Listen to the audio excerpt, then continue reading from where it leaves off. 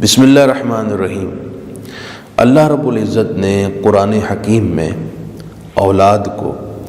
اپنے ماں باپ کے احسانات یاد کر کے ان کے لیے بڑی دل سوزی کے ساتھ اور قلبی جذبات کے ساتھ دعا کرنے کی ترغیب دلائی ہے، اور اس دعا کی ایسی ترغیب دلائی، اسے ہماری زندگی میں بھی شامل کیا، حتیٰ کہ ہر نماز میں ہم یہ دعا کرتے ہیں، ربنا اغفر لی ولوالدی، کہ اے اللہ ہماری اور ہمارے ماں باپ کی بخشش فرما دے۔ اور قرآن مجید میں یہ بھی فرمایا،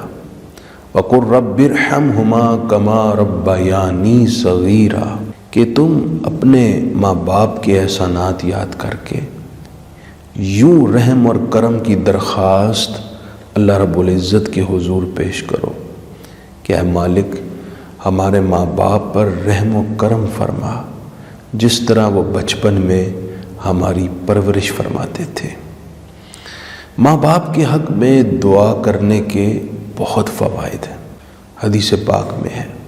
مشکوٰۃ شریف میں، کہ ایک فوت شدہ شخص کے درجے بلند ہو گئے۔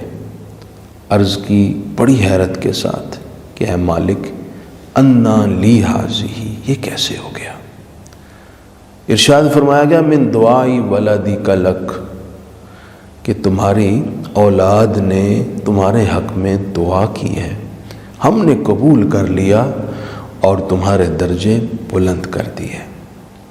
حدیث شریف کے مطابق 3 عمل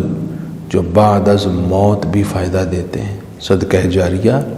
وہ علم جو لوگوں کے لیے نفع بخش، اور تیسرا من ولد یدعو لہ، ایسی اولاد جو ماں باپ کے لیے ان کے جانے کے بعد دعا کرتی رہے، تو اس کا ماں باپ کو اس دنیا سے گزر جانے کے بعد بھی فائدہ پہنچتا ہے۔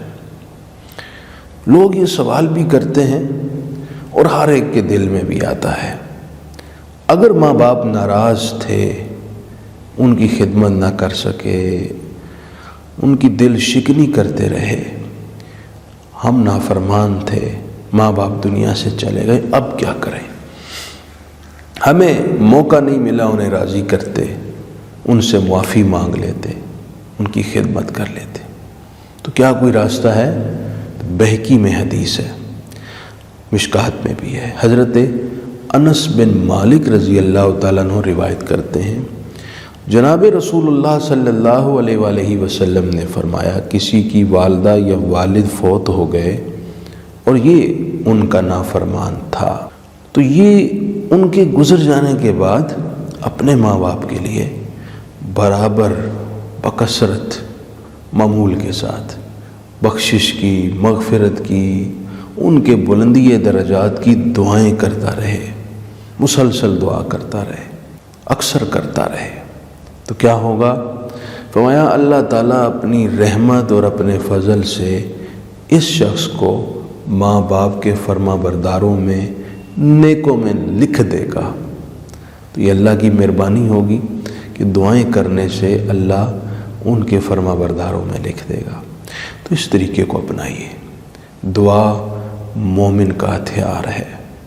دعا کرنے والے کے حق میں عبادت ہے، اور جس کے لیے دعا کر رہا ہے اس کے لیے بہت فوائد ہیں، خصوصاً ماں باپ سب سے بڑھ کر اس بات کے حقدار ہیں، ان کے لیے دعا کی جائے۔ اور میں سمجھتا ہوں وہ اولاد بڑی سعادت مند ہے جو اپنے ماں باپ کو کبھی فراموش نہیں کرتی، انہیں ہمیشہ دعاؤں میں یاد رکھتے ہیں۔